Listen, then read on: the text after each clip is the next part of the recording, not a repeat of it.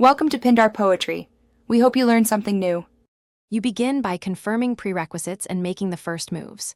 Install Kindlink on both devices, sign in, and grant permissions. This lets discovery work. Once done, connect both devices to the same Wi-Fi or create a hotspot. Make sure device names are unique so you identify them quickly. You'll also confirm firmware and app updates and prepare account credentials or 2FA codes. This prevents mid-process interruptions and speeds discovery. So do these steps now, before opening the casting interface. You now start the casting process and handle the complex middle steps.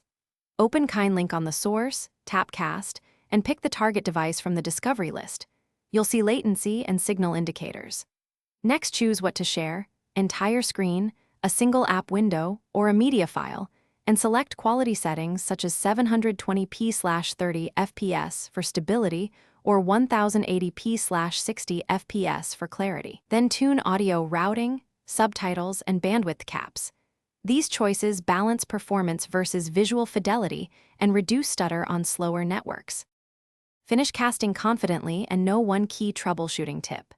You'll confirm a stable connection by checking the green status, synced audio, and responsive controls. If all good, continue.